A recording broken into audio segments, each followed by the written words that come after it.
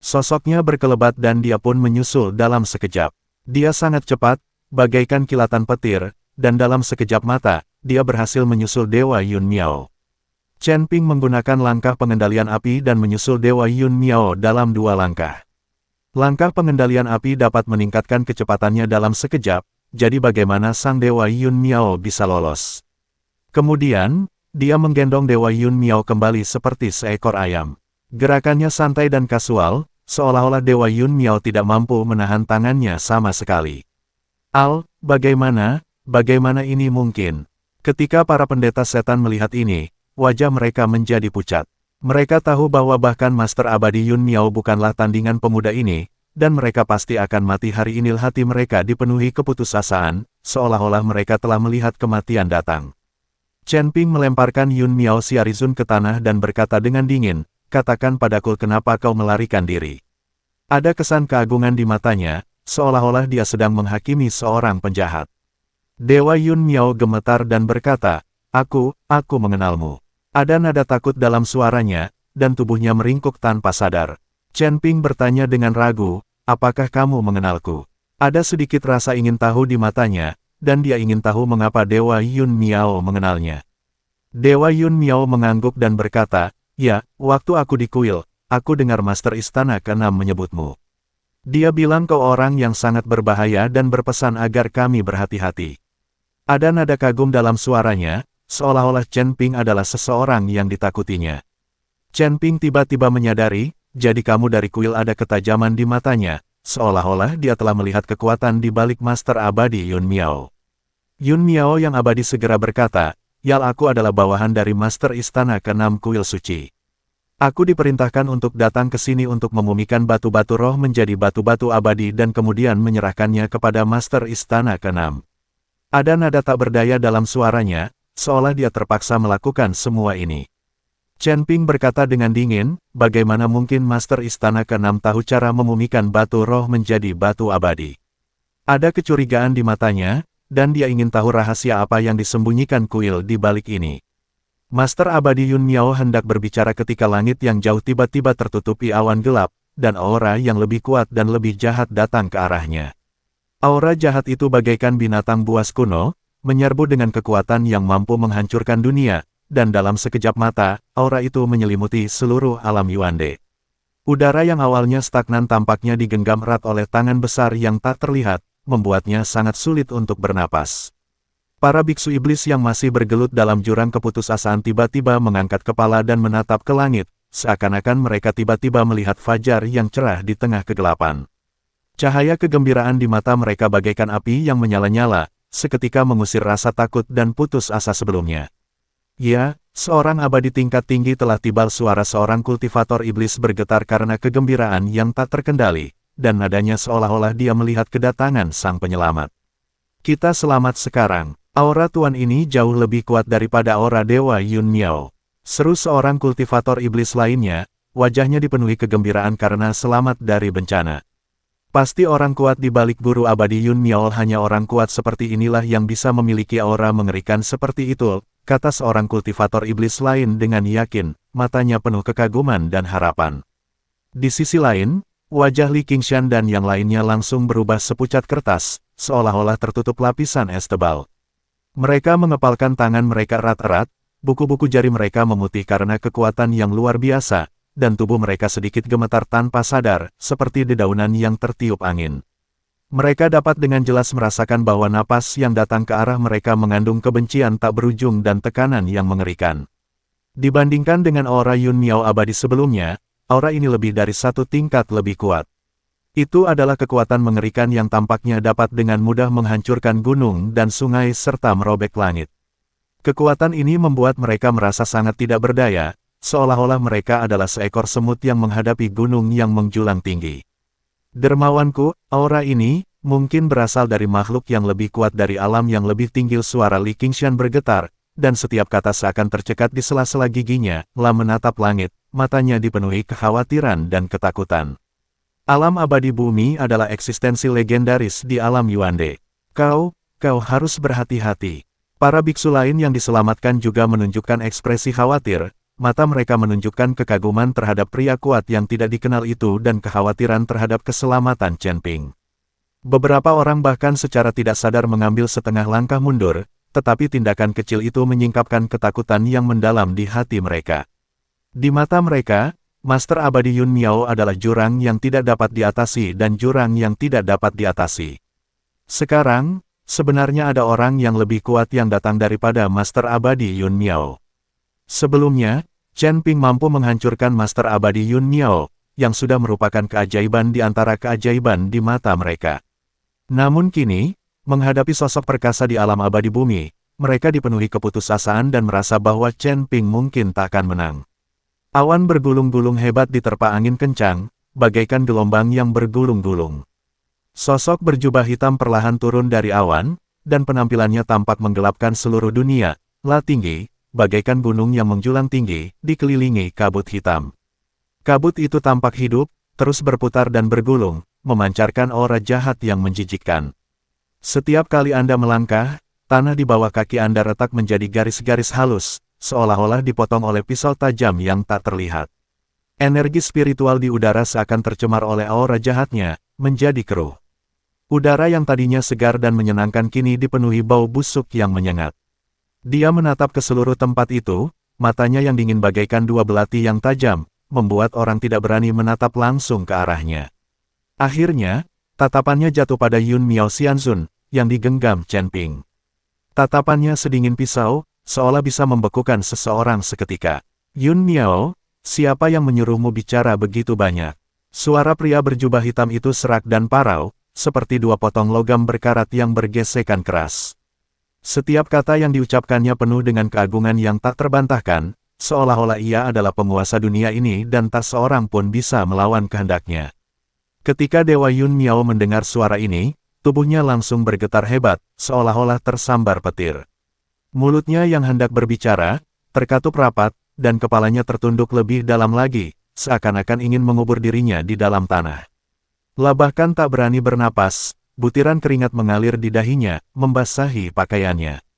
Ketakutan di wajahnya bahkan lebih intens daripada saat ia menghadapi Chen Ping, seolah-olah pria berjubah hitam di hadapannya adalah iblis yang bisa menghancurkannya menjadi abu kapan saja, dewa kematian dari neraka. Chen Ping mengangkat alisnya, dan sekilas tatapan jijik terpancar di matanya yang awalnya tenang. Dia melemparkan Dewa Yun Miao ke tanah dengan jentikan ringan. Dewa Yun Miao jatuh tersungkur ke tanah seperti karung robek, menimbulkan suara tumpul. Chen Ping menatap tajam ke arah pria berjubah hitam itu, matanya memancarkan keberanian yang tak kenal takut. Siapa kau? Beraninya kau menghentikanku? Apa kau tidak takut mati? Pria berjubah hitam itu sepertinya mendengar lelucon yang sangat lucu, mendongakkan kepalanya dan tertawa terbahak-bahak. Tawanya seperti teriakan burung hantu malam, tajam dan menusuk. Kabut hitam berputar-putar karena tawanya, seolah-olah sekelompok setan yang marah sedang mengaum. Kematian, di alam Yuande ini, tak seorang pun berani mengucapkan kata itu kepadaku. Wah, apa menurutmu hebat sekali bisa melenyapkan secuil sampah dari alam Sanxian?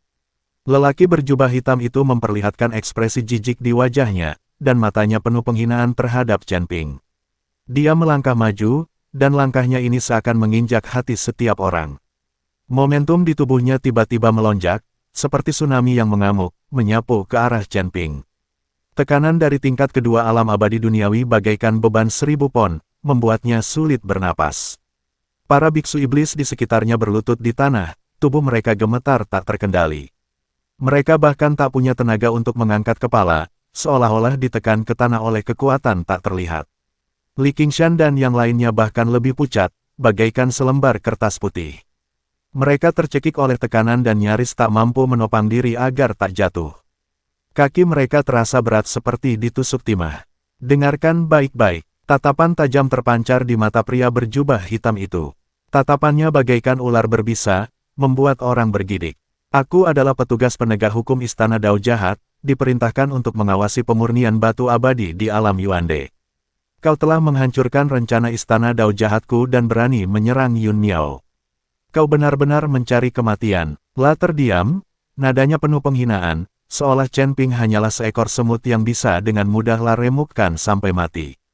Kalau kau tahu apa yang baik untukmu, keluarlah dari alam Yuande sekarang juga dan tinggalkan semua batu abadi yang kau ambil.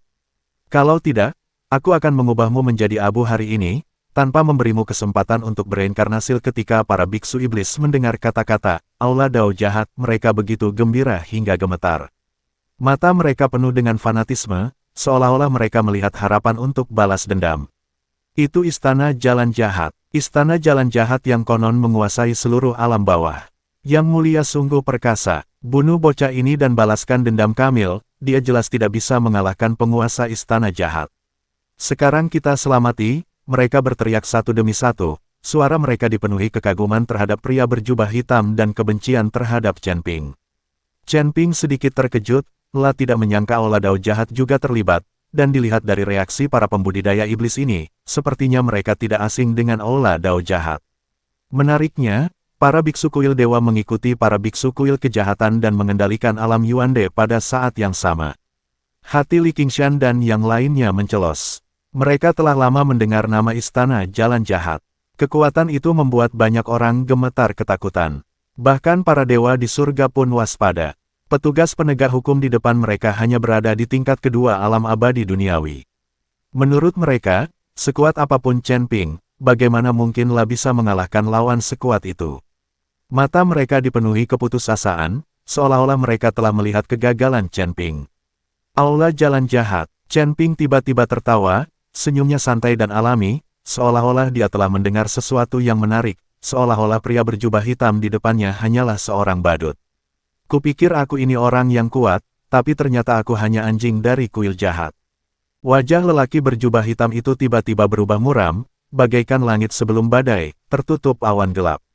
Niat membunuh terpancar di matanya, dan tatapan itu seakan mampu mencabik-cabik Chen Ping. Nak, beraninya kau menghina istana Dao jahatku.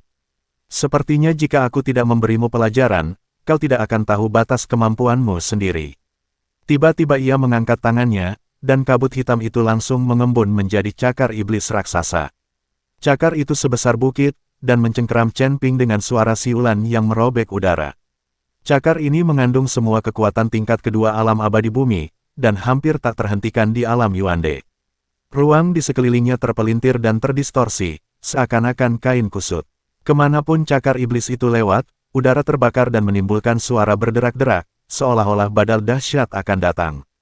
Para biksu iblis semuanya memperlihatkan ekspresi gembira, mata mereka terbuka lebar, seolah-olah mereka ingin menyaksikan sendiri adegan Chen Ping dicabik-cabik.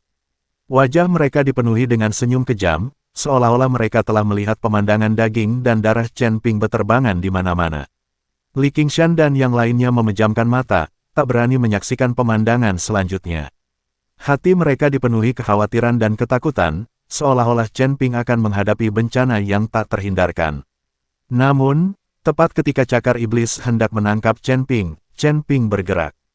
Pergerakannya tampak acak, namun penuh dengan misteri tak berujung, hanya mengangkat tangan kanannya pelan-pelan, telapak tangannya menghadap cakar iblis raksasa itu. Tak ada gerakan aneh, bahkan napasnya pun tak berfluktuasi, seolah-olah ia sedang menghadapi serangga terbang tak berarti. Ledakan, terdengar suara ledakan tumpul, seperti guntur yang menggelegar di telingaku. Cakar hitam itu langsung hancur dan menghilang menjadi kabut hitam. Kabut hitam itu bagaikan asap yang tertiup angin, lenyap tanpa jejak dalam sekejap. Segera setelah itu, sebuah kekuatan tak terlihat menyerang balik lengan pria berjubah hitam itu. Kekuatan itu bagaikan ular berbisa yang ganas, menjalar dengan cepat di sepanjang lengan pria berjubah hitam itu. Senyum puas di wajah pria berjubah hitam itu langsung membeku, digantikan oleh ekspresi ngeri yang luar biasa. Matanya terbuka lebar, seolah-olah dia telah melihat hal yang paling mengerikan di dunia. Dia merasakan suatu kekuatan yang tak tertahankan mengalir ke dalam tubuhnya, seketika menghancurkan meridian dan dantiannya. Kekuatan itu bagaikan air pasang yang bergulung-gulung, mendatangkan malapetaka di tubuhnya, meninggalkan kekacauan dimanapun ia lewati, bahkan tak sempat berteriak. Tubuhnya jatuh terbanting ke tanah seperti bola yang dihantam benda berat, berdarah dari ketujuh lubangnya, dan napasnya langsung terhenti. Penegak hukum Balai Dao jahat, yang berada di alam abadi duniawi tingkat kedua, bahkan tidak sanggup menahan serangan Chen Ping dan ditampar hingga mati. Tubuhnya yang tadinya tinggi kini tergeletak di tanah bagaikan anjing mati, tak lagi semegah dulu. Seluruh tempat itu hening. Para biksu iblis, yang sedari tadi bersorak-sorai, kini membekukan senyum mereka, mulut mereka menganga lebar, mata mereka dipenuhi ketakutan dan kebingungan, seolah semua yang baru saja terjadi hanyalah ilusi. Tubuh mereka gemetar tak terkendali, seolah-olah mereka tengah dilanda mimpi buruk yang mengerikan. Li Qingshan dan yang lainnya tiba-tiba membuka mata dan melihat tubuh pria berjubah hitam tergeletak di tanah. Mereka kemudian menatap Chen Ping dengan wajah tenang dan tercengang. Pikiran mereka menjadi kosong, seolah tersambar petir. Tekanan mengerikan yang baru saja mereka rasakan, ahli alam bumi abadi yang tak terkalahkan di mata mereka benar-benar dibunuh oleh Chen Ping hanya dengan satu tamparan. Ini di luar imajinasi mereka dan mereka tidak percaya apa yang mereka lihat. Apakah ini benar? Beberapa orang bergumam sendiri, suara mereka gemetar, dipenuhi keraguan dan ketakutan. Mereka tak percaya apa yang mereka lihat, tak percaya apa yang terjadi di depan mata mereka. Chen Ping bertepuk tangan seakan-akan ia hanya membersihkan debu di tangannya, gerakannya mudah dan alami. Kemudian, ia menatap Yun Miao, dewa abadi yang masih gemetar, dan nadanya setenang seolah-olah ia sedang menanyakan hal sepele. Sekarang, lanjutkan. Bagaimana Master Istana ke-6 tahu metode pemurnian batu abadi? Dewa Yun Miao menatap mayat lelaki berjubah hitam di tanah, lalu menatap Chen Ping, dan menjadi sangat ketakutan.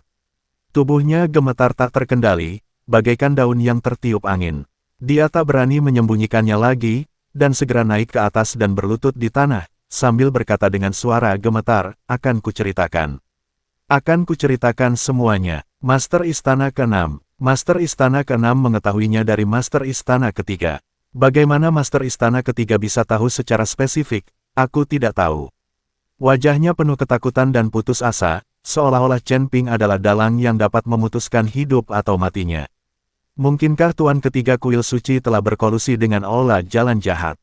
Chen Ping mengerutkan kening. Kau tahu, Kepala Istana ke-3 adalah pejabat tinggi kuil, dan kuil adalah organisasi para dewa.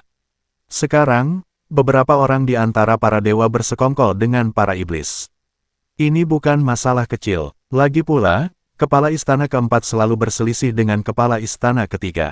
Jika Kepala Istana ke-3 berkolusi dengan Istana Dao Jahat dan mengambil tindakan terhadap Kepala Istana ke-4, bukankah Kepala Istana ke-4 akan berada dalam bahaya? Lagi pula, Master Istana ke-4 selalu membantunya, jadi Chen Ping tidak ingin melihat sesuatu terjadi pada Master Istana ke-4. Master Abadi Yun Miao menatap ekspresi Chen Ping dan berkata dengan ngeri, aku sudah menceritakan semua yang kutahu. Mengenai masalah Master Istana ke-3, mustahil bagiku, seorang diaken Istana ke-6, untuk mengetahuinya. Ya, Chen Ping mengangguk. Dia juga tahu bahwa mustahil bagi Guru Abadi Yun Miao ini untuk mengetahui urusan Guru Istana ke-3, dan mustahil bagi seorang pengikut kecilnya untuk mengetahui masalah yang sangat rahasia ini. Chen Ping mengangkat tangannya, dan seberkas api muncul. Sebelum Guru Abadi Yun Miao sempat bereaksi, ia telah dikepung oleh api. Terdengar teriakan, dan Li Qingshan serta yang lainnya sangat gembira saat melihat pemandangan ini. Jika Dewa Yun Miao meninggal, maka mereka akan terbebaskan sepenuhnya. Setelah membunuh Yang Mulia Abadi Yun Miao, Chen Ping memandang Li Qingshan dan berkata, Dao You, bawa anak buahmu untuk mengumpulkan semua batu abadi yang dimumikan di alam Yuande. Aku akan menggunakannya untuk kultivasiku. Jangan menambang atau memunikan batu roh yang tersisa secara sembarangan. Lagi pula, kamu membutuhkan batu roh untuk kultivasi. Li Qingshan dan yang lainnya bukanlah makhluk abadi, jadi mereka tidak dapat menyerap energi abadi di batu abadi untuk berkultivasi. Mereka hanya dapat menyerap energi spiritual. Begitu mereka menerobos alam surgawi dan mencapai tingkatan para dewa abadi yang tersebar, mereka akan mampu menyerap energi abadi. Aku akan mengikuti perintah Yang Mulia Abadi. Li Qingshan mengangguk cepat. Segera, Li Qingshan memimpin semua orang untuk mengumpulkan batu abadi yang dimurnikan untuk Chen Ping. Adapun para pembudidaya iblis itu, Chen Ping tidak membunuh mereka semua. Chen Ping tahu bahwa jika semua iblis dihancurkan, hanya akan ada manusia dan binatang buas di alam Yuande, dan perang pasti akan pecah di antara kedua ras ini. Yang dibutuhkan alam Yuande saat ini adalah keseimbangan antara ketiga ras. Begitu keseimbangan ini rusak, perang akan meletus. Saat Chen Ping sedang menunggu koleksi yang dipamerkan di alam Yuande, Humazi telah bertanya-tanya di surga ke-7 mengenai berita tentang Istana Dao Jahat. Pada saat ini, di tepi langit ke-7, ada kota misterius yang diselimuti kabut kelabu sepanjang tahun, kota angin hitam. Tempat ini seakan terlupakan oleh dunia. Jalanannya dipenuhi suasana muram dan pejalan kaki sepi bagai bintang yang bertaburan di langit malam. Bahkan para pedagang yang berjualan barang dagangannya di sepanjang jalan pun terbungkus jubah hitam tebal, seolah-olah hal ini dapat mengisolasi diri mereka dari bahaya dunia luar. Mereka sengaja merendahkan suara ketika berbicara, karena takut mengganggu bahaya yang mengintai dalam kegelapan. Humazi meringkuk di sudut kedai teh yang bobrok, membawa beberapa batu abadi yang dibawa dari surga ke-6. Meskipun kekuatan Humazi telah pulih, ketika ia mencapai tingkat ke-7, ia menyadari bahwa kekuatannya adalah tingkat terendah di tingkat ke-7. Humazi tak berani lengah.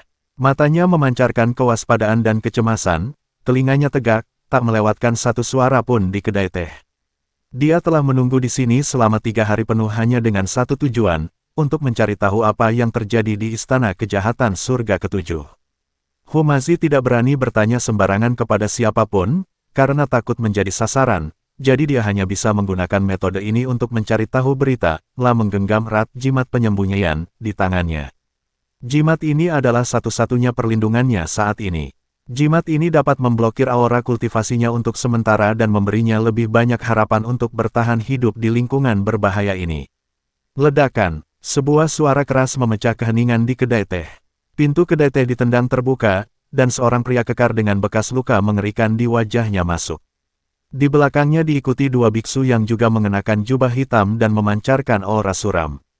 Humazi segera menundukkan kepalanya dan berpura-pura tidak terjadi apa-apa, tetapi jari-jarinya diam-diam menggenggam kertas jimat di tangannya, siap menghadapi bahaya apapun yang mungkin terjadi kapan saja.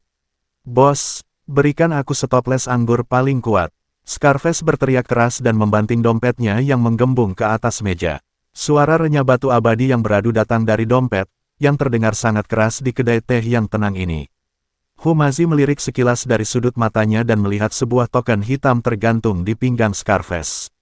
Kata, "jahat," yang terukir di token itu persis sama dengan token kuil jahat yang pernah dilihatnya sebelumnya. Jantungnya berdetak lebih cepat tanpa sadar, mengetahui bahwa penantiannya akhirnya membuahkan hasil. Saat itulah, percakapan antara 2 biksu di meja sebelah terdengar di telinga Humazi. "Sudah dengar, orang-orang di wihara baru-baru ini mengadakan ceramah, dan banyak biksu datang untuk mendengarkan.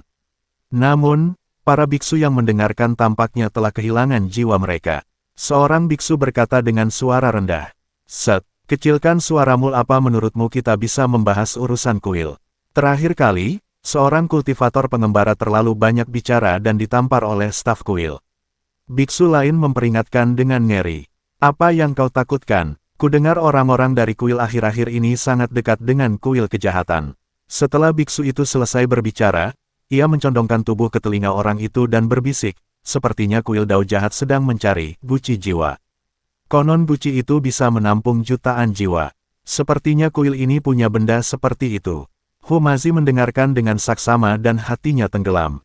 Kata-kata, guci jiwa, dan jutaan jiwa menghantam hatinya bagai palu berat. Mungkinkah ini ada hubungannya dengan hilangnya arwah anggota keluarga Hu yang ingin diselidikinya? Lah hendak mendengarkan lebih saksama ketika Scarface tiba-tiba melirik ke meja sebelah. Kedua biksu itu langsung diam, membayar tagihan dengan tergesa-gesa, dan meninggalkan kedai teh. Scarface menghabiskan minumannya dan pergi bersama kedua anak buahnya. Hati Humazi tergerak, dan dia tahu bahwa ini adalah kesempatan baik baginya untuk mengikuti mereka dan mencari tahu kebenaran. Dia mengikutinya dengan tenang dan mengaktifkan simbol penyembunyian untuk menyembunyikan sosoknya. Mengikuti mereka, Humazi melewati beberapa gang sempit yang penuh bau busuk dan dindingnya ditutupi tanaman merambat hitam seperti tentakel kegelapan. Akhirnya, mereka berhenti di depan sebuah altar yang terbengkalai. Altar itu ditutupi dengan rune hitam, yang berkelebat dengan cahaya aneh, seolah menyembunyikan rahasia tak berujung. Di tengah altar berdiri sebuah pot tanah liat setinggi setengah manusia. Dari pot itu terdengar jeritan pilu dan pilu dari sebuah jiwa. Suaranya seperti ratapan dari neraka, membuat punggung Humazi terasa dingin. "Apakah semuanya sudah siap?" Seorang biarawan berjubah putih perlahan keluar dari balik altar. Kata, "Tuhan," tersulam dengan emas di ujung jubahnya. Dialah yang datang dari kuil. Scarface mengangguk dan mengeluarkan kantong penyimpanan dari dadanya. Ini ada 500.000 batu abadi. Aku perkirakan sejumlah besar batu abadi akan segera dikirim dari alam bawah. Kapan guci jiwa akan diberikan kepada kita? Biksu berjubah putih itu mencibir, tawanya dipenuhi hinaan dan ejekan. Apa terburu-buru? Setelah kepala aula kami mengisi guci jiwa untukmu, beliau tentu akan memberikannya ke aula jalan jahatmu. Ketika saatnya tiba, kau akan menggunakan jiwa rohmu untuk berkultivasi, dan kami akan menggunakan batu abadi untuk berkultivasi. Kami tidak akan ada hubungan apapun. Kuilmu masih lebih cepat mengumpulkan jiwa daripada kami. Kami perlu mengumpulkan jiwa di tempat-tempat yang berkonflik, tetapi kuilmu bisa menipu para biksu itu untuk membuka altar dan langsung mengambil jiwa mereka. Ketika Humazi mendengar kata-kata ini, tangannya mengepal hingga memutih. Orang-orang di kuil benar-benar melakukan hal yang sangat kotor. Kalian harus tahu bahwa tanpa jiwa mereka, para biksu tidak akan dapat terus berlatih dan meningkatkan kultivasi mereka, yang sama saja dengan kematian. Tepat saat Humazi hendak mengamati lebih dekat guci tembikar di altar, ia tiba-tiba ditemukan. Jimat penyembunyiannya gagal, dan auranya langsung terekspos. Wei Hao, biksu berjubah putih itu tiba-tiba berbalik, tatapannya setajam pedang, dan pedang panjang di tangannya langsung terhunus. Cahaya pedang keemasan menebas ke arah Humazi. Humazi segera mengaktifkan kembali jimat penyembunyian dan menghindari cahaya pedang ke samping. Namun meski begitu, ujung jubah itu tetap terpotong oleh tenaga pedang. Energi pedang itu tampaknya membawa kekuatan yang membakar, menyebabkan kulitnya terasa perih. Ada yang mengintip Scarface meraung, mengeluarkan rantai hitam, dan mengayunkannya ke arah tempat Humazi bersembunyi. Rantai itu berduri dan terbungkus kabut hitam. Begitu terjerat, jiwa akan tersedot, yang akan menjadi akhir yang lebih mengerikan daripada kematian. Humazi tidak berani melawan dan berbalik serta melarikan diri. Namun, biksu berjubah putih itu sangat cepat. Pedang di tangannya terus berayun dan melesat ke arah Humazi seperti meteor emas, memaksanya untuk menghindar berulang kali. Setiap kali dia menghindar, dia dalam bahaya, dan pakaiannya terpotong oleh energi pedang. Tangkap dia, jangan biarkan dia lolos. Scarface dan anak buahnya menyusul, rantai hitam mereka membentuk jaring besar di udara, menyelimuti Humazi. Rantai itu mengeluarkan bau yang memuakkan, seolah-olah belenggu dari neraka. Humazi mengeluarkan jimat dan melemparkannya ke tanah tanpa ragu. Api keemasan meledak seketika, dan suhu yang membakar mendistorsi udara di sekitarnya. Api itu bagaikan binatang buas yang marah, memaksa mundur para pengejar. Humazi memanfaatkan kesempatan itu untuk memasuki sebuah gang. Gang ini bahkan lebih sempit dan dinding-dindingnya hampir saling menempel, hanya bisa bergerak cepat dengan mencondongkan badan ke samping. Namun setelah berlari beberapa langkah, dia menabrak seseorang. "Kakak, apa yang membuatmu begitu bingung?" Pria itu mengenakan jubah kasar dan tersenyum lembut, tampak seperti pejalan kaki biasa. Tetapi Humazi merasakan hembusan napas yang familiar darinya, hembusan napas yang unik di kuil itu. Humazi terkejut dan berbalik untuk berlari. Pria itu mengangkat tangannya dan menekan bahunya, senyumnya langsung berubah dingin, "Karena kau di sini, tinggallah. Aku akan bertanya apa yang kau dengar." Humazi hanya merasakan bahunya mati rasa, dan suatu kekuatan aneh menembus ke dalam tubuhnya melalui bahunya, menekan kultivasinya. Tubuhnya seakan tertindih gunung raksasa, tak mampu bergerak. Scarface dan biksu berjubah putih pun menyusul dan mengepungnya. "Jadi kau hanya seorang kultivator biasa, dan kau berani mermata-matai kuil kami." Biksu berjubah putih itu mengarahkan pedangnya ke leher Humazi. Ujung pedang itu memancarkan cahaya dingin, seolah-olah akan menembus tenggorokannya kapan saja. "Katakan padaku siapa kau, mengapa kau diam-diam memata-matai urusan kuil kami?" Humazi menggertakkan giginya dan menolak berbicara. Dia tahu bahwa jika dia mengatakan yang sebenarnya, dia tidak hanya tidak akan selamat, tetapi dia akan mengalami kematian yang lebih menyedihkan. Melihat ini, Scarface mengeluarkan belati hitam dengan garis-garis merah tua yang melingkarinya. Garis-garis itu tampak hidup dan terus bergerak. "Kau tidak mau memberitahuku. Kalau begitu jangan salahkan kami karena menggunakan belati pemakan jiwa. Kami akan membiarkanmu merasakan sensasi jiwamu direnggut sedikit demi sedikit." Scarface berkata dengan kejam, mengayunkan belati di tangannya di depan mata Humazi. Bilah dingin itu membuat kulit kepala Humazi mati rasa. Cahaya dingin belati pemakan jiwa hanya berjarak 3 inci dari alis Humazi, dan ujung esnya tampaknya mampu langsung menembus jiwanya, Lah bahkan bisa dengan jelas merasakan aura dingin yang melahap jiwa pada belati itu, bagaikan binatang buas yang bersembunyi di kegelapan, siap melahapnya kapan saja.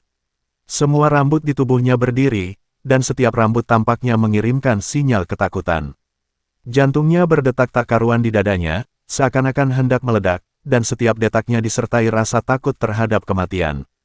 Pada saat kritis ini, cahaya keemasan tiba-tiba keluar dari pintu masuk gang, meledak seperti guntur di udara yang sunyi dan mengenai pergelangan tangan Scarface dengan tepat. Retakan, suara renyah tulang patah terdengar, suaranya tajam dan menusuk, bagai lonceng kematian.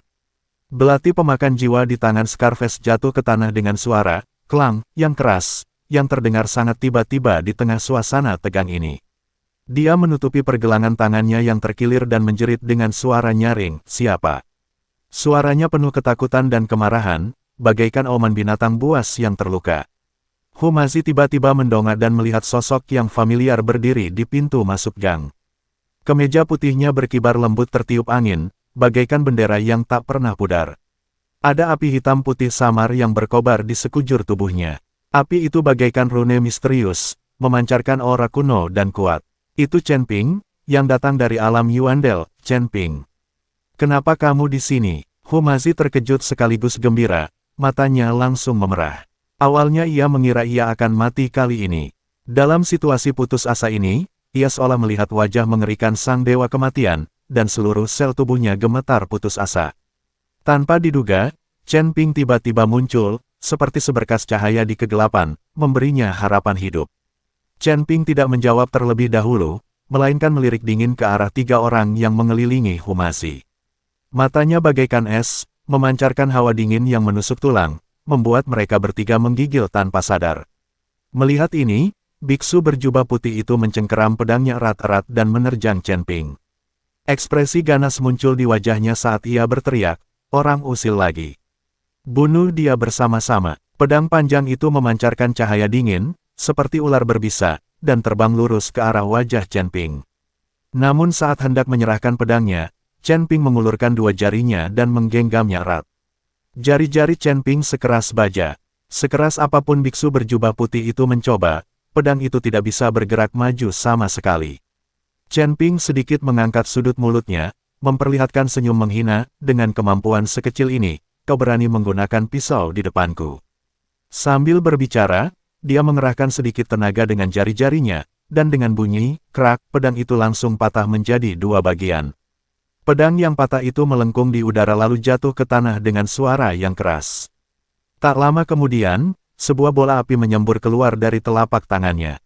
Api itu bagaikan matahari yang membakar, memancarkan cahaya yang membakar. Dia menepuk pelan dada biksu berjubah putih itu, dan biksu berjubah putih itu bahkan tidak sempat berteriak sebelum tubuhnya diliputi api. Api langsung melahap tubuhnya, membakarnya hingga tak bisa dikenali.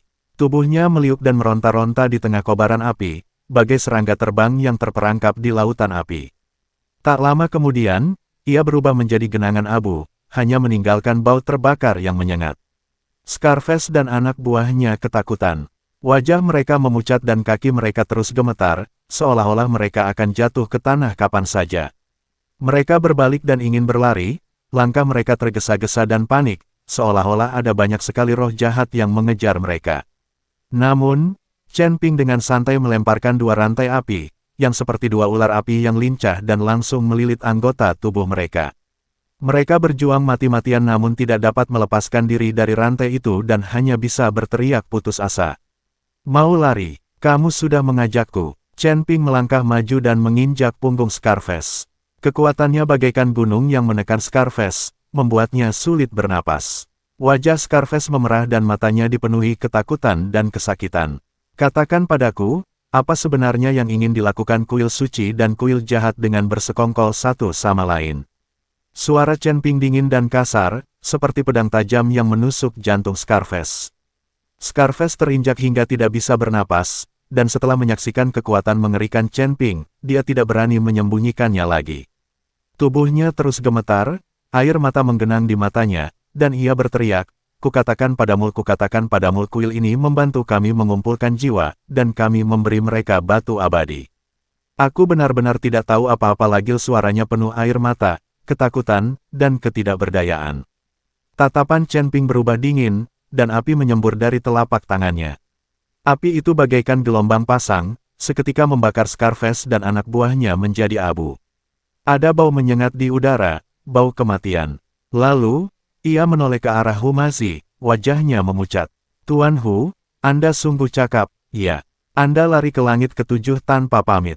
Dengan kekuatan Anda yang terbatas, saya hampir kehilangan jiwa saya tadi.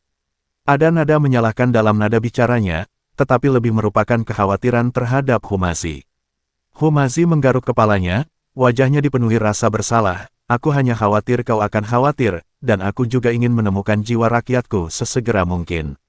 Suaranya makin mengecil, seperti suara anak kecil yang baru saja berbuat salah. Apa kau takut aku khawatir? Kau datang ke tempat berbahaya seperti ini sendirian? Itulah yang benar-benar membuatku khawatir. Chen Ping menghela napas dan melembutkan nadanya. Pertama, ceritakan apa yang kau temukan. Apa sebenarnya yang terjadi? Matanya penuh kekhawatiran, berharap Humazi dapat menceritakan kepadanya apa yang telah terjadi secara rinci. Humazi dengan cepat menceritakan semua yang didengarnya di kedai teh dan dilihatnya di altar, terutama insiden kuil yang menggunakan lubang altar untuk mencuri jiwa para biksu. Lah menggertakkan gigi dan berkata, para biksu itu mengira mereka akan mendengarkan ajaran dan praktik, tetapi mereka tidak menyangka akan mati. Jika kita mengetahuinya beberapa hari kemudian, siapa yang tahu berapa banyak lagi orang yang jiwanya akan dicuri. Suaranya penuh amarah, bagaikan singa yang sedang marah.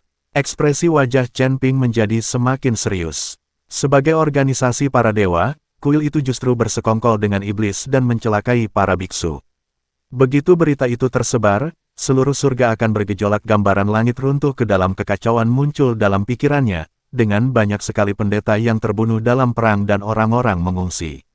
Dia sangat menyadari keseriusan masalah ini dan harus menghentikan konspirasi kuil tersebut sesegera mungkin. Ayo pergi ke altar pengumpulan jiwa dan cari tahu bagaimana mereka mencuri jiwa. Matanya menampakkan tekad yang kuat, bagaikan gunung yang tak tergoyahkan. Mereka berdua menemukan toko pakaian siap pakai, berganti pakaian dengan jubah hitam kasar yang biasa dikenakan oleh kultivator tingkat 7, dan menggunakan energi spiritual mereka untuk sedikit mengubah penampilan. Mereka berpura-pura menjadi kultivator biasa yang datang untuk mendengarkan ajaran dan berjalan menuju altar pengumpulan jiwa. Langkahnya mantap dan teguh, dan setiap langkahnya dijalankan dengan mengejar kebenaran dan keteguhan keadilan. Altar pengumpulan jiwa dibangun di atas panggung tinggi di pusat kota angin hitam. Altar itu dipenuhi para kultivator, kebanyakan dari mereka adalah kultivator independen yang ingin meningkatkan kultivasi mereka atau bergabung dengan kuil. Wajah mereka penuh dengan antisipasi. Mata mereka mengungkapkan keinginan mereka untuk berlatih spiritual dan harapan mereka untuk mencapai terobosan dalam khotbah ini. Di tengah panggung berdiri seorang biksu berjubah emas, memegang Rui Giok, lah berkhotbah dengan lantang. Rekan-rekan Taois, ceramah hari ini bertujuan untuk menarik energi mendalam dari langit dan bumi ke dalam tubuh kalian dan membantu kalian menembus hambatan. Tenangkan pikiran kalian dan ikuti bimbingan saya. Suaranya nyaring dan menular, seolah-olah memiliki kekuatan magis yang dapat memukau para pendeta di sekitarnya. Chen Ping diam-diam melepaskan jejak kesadaran spiritual, menyapu seluruh platform. Kesadaran spiritualnya seperti tangan tak terlihat, yang dengan lembut menyentuh segala sesuatu di sekitarnya. Tak lama kemudian, lah menyadari ada yang tidak beres. Ada lingkaran rune hitam yang terkubur di bawah platform. Rune-rune itu memancarkan aura aneh, seolah menyembunyikan rahasia yang tak terhitung jumlahnya. Rune tersebut terhubung ke alur tersembunyi di bagian tengah platform, dan terdapat hembusan samar guci jiwa di alur tersebut. Terlebih lagi, Rui Giok di tangan biksu berjubah emas itu memancarkan aura hipnotis samar, menyebabkan biksu di sekitarnya secara bertahap mengendurkan kewaspadaan mereka. Aura hipnotis itu bagai benang tak kasat mata yang diam-diam melilit para pendeta, membuat mereka tertidur lelap tanpa menyadarinya. Perhatikan ruang di antara alis para pendeta itu. Chen Ping berbicara kepada Humazi dengan suara yang hanya bisa didengar oleh mereka berdua. Suaranya rendah dan misterius, seolah-olah ia takut mengganggu sesuatu. Humazi mengamati dengan saksama dan melihat seutas benang jiwa biru muda perlahan melayang keluar dari alis para biksu yang memejamkan mata dan berkonsentrasi. Benang itu mengikuti arahan Yurui dan diam-diam menembus alur panggung. Benang jiwa itu bagaikan aliran tipis, membawa kekuatan jiwa para pendeta, mengalir perlahan ke jurang gelap. Akan tetapi, para pendeta tidak menyadari hal ini dan masih tenggelam dalam ilusi, mendengarkan khotbah. Ada ekspresi damai di wajah mereka, seolah-olah mereka sedang bermimpi indah. Menggunakan hipnosis untuk memikat jiwa. Sungguh kejam, Humazi merendahkan suaranya, tinjunya mengepal hingga memutih. Kemarahannya bagaikan gunung berapi yang siap meletus kapan saja. Dia memikirkan para pendeta tak berdosa yang jiwanya direnggut tanpa ampun oleh kuil, dan hatinya dipenuhi kesedihan dan kemarahan. Biksu berjubah emas itu sepertinya menyadari sesuatu. Matanya menyapu kerumunan dan akhirnya tertuju pada Chen Ping dan Humazi. Secercah kewaspadaan terpancar di matanya, seolah seekor citah yang tajam telah merasakan bahaya di sekitarnya. Kedua rekan Taoisku, mengapa kalian tidak memejamkan mata dan berkonsentrasi? Tidakkah kalian percaya apa yang kukatakan? Suaranya masih keras, tetapi ada sedikit nada mengancam di dalamnya. Hati Chen Ping menegang, dia tahu tindakannya mungkin telah membangkitkan kecurigaan biksu berjubah emas. Namun, ia tidak menunjukkan kepanikan apapun. Sebaliknya, ia tersenyum dan berkata, "Rekan Taois, ajaran Anda memang mendalam. Namun, kami masih baru di sini dan masih ragu-ragu tentang metode menarik energi spiritual langit dan bumi ke dalam tubuh. Oleh karena itu, kami tidak berani gegabah." Suaranya tenang dan mantap, seperti danau yang tak terduga. Biksu berjubah emas itu menyipitkan matanya sedikit dan menatap ke atas dan ke bawah ke arah Chen Ping dan Humazi, mencoba menemukan kekurangan pada diri mereka. Matanya bagaikan dua pisau tajam, mengamati Chen Ping dan Humazi. "Oh, kalau ada pertanyaan, silakan beritahu saya. Saya mungkin bisa membantu Anda menyelesaikannya." Ada sedikit godaan dalam nada suaranya, seolah-olah dia sedang menunggu Chen Ping dan Humazi menunjukkan kartu mereka. Chen Ping diam-diam memikirkan tindakan balasan di dalam hatinya, lah tahu bahwa ia tidak bisa membiarkan biksu berjubah emas itu terus meragukannya, kalau tidak rencana mereka akan gagal. Sebuah ide terlintas di benaknya, dan ia berkata, "Kita pernah mendengar bahwa untuk menarik energi mendalam dari langit dan bumi ke dalam tubuh, seseorang harus terlebih dahulu memurnikan pikiran dan menghilangkan kekotoran. Saya ingin tahu apakah ada metode khusus untuk metode ini." Pertanyaannya tampak biasa saja, tetapi secara cerdik mengalihkan perhatian biksu berjubah emas. Biksu berjubah emas itu mengangguk pelan dan berkata, "Metode pemurnian pikiran berfokus pada penghapusan pikiran-pikiran yang mengganggu dan fokus pada tujuan. Kamu bisa mencoba duduk bermeditasi untuk menenangkan pikiranmu." Suaranya sedikit melunak, dan dia tampak cukup puas dengan pertanyaan Chen Ping. Chen Ping memanfaatkan kesempatan itu untuk berkata, "Terima kasih atas bimbingan Anda, rekan Taois. Saya akan duduk bermeditasi dan mengikuti bimbingan Anda." Sambil berbicara, dia menarik lengan baju Humazi, dan mereka berdua menutup mata, berpura-pura sedang bermeditasi. Namun pada kenyataannya, kesadaran spiritual mereka masih memperhatikan dengan saksama setiap gerakan di sekitar mereka. Melihat hal itu, mata sang biksu berjubah emas berbinar puas dan ia melanjutkan khotbahnya. Suaranya bergema di udara bagaikan mantra hipnotis, membuat para pendeta di sekitarnya semakin tenggelam di dalamnya. Dan benang-benang jiwa itu terus melayang keluar dari alis para pendeta dan mengalir ke dalam alur-alur panggung. Waktu berlalu menit demi menit. Chen Ping dan Humazi berpura-pura mendengarkan khotbah, tetapi sebenarnya mereka diam-diam mengamati konspirasi kuil. Mereka menemukan bahwa rune hitam di bawah panggung tampaknya terus-menerus menyerap kekuatan benang jiwa dan kemudian mentransfer kekuatan ini ke guci jiwa. Guci jiwa itu bagaikan lubang tanpa dasar yang terus-menerus melahap jiwa-jiwa tersebut. Jika ini terus berlanjut, saya bertanya-tanya berapa banyak biksu yang akan menderita. Humazi berbicara dengan suara yang hanya bisa didengar oleh Chen Ping, suaranya penuh kekhawatiran. Chen Ping mengangguk pelan dan berkata, "Kita harus menemukan cara untuk menghancurkan konspirasi ini sesegera mungkin, jika tidak, akibatnya akan mengerikan." Matanya menampakkan tekad yang kuat, seolah dia siap menghadapi tantangan. Pada saat ini, khotbah biksu berjubah emas tiba-tiba mencapai klimaksnya. Suaranya menjadi lebih bergairah, dan Rui Giok di tangannya memancarkan cahaya yang lebih terang. Cahayanya seterang matahari, sehingga mustahil untuk membuka mata. Pada saat yang sama, jubah emas di tubuhnya bergerak tanpa angin, seolah-olah ada kekuatan misterius yang menopangnya. "Sekarang, aku akan membimbingmu untuk mengalirkan energi surgawi dan bumi yang mendalam ke dalam tubuhmu dan menembus hambatan itu." Biksu berjubah emas itu berteriak keras, suaranya bergema di udara bagaikan guntur. Saat dia selesai berbicara, para kultivator di sekitarnya mulai melatih keterampilan mereka, mencoba menarik energi spiritual langit dan bumi ke dalam tubuh mereka. Ada ekspresi antisipasi di wajah mereka, seolah-olah mereka melihat harapan untuk menembus kemacetan. Namun, mereka tidak tahu bahwa mereka sedang berjalan selangkah demi selangkah menuju jurang kematian.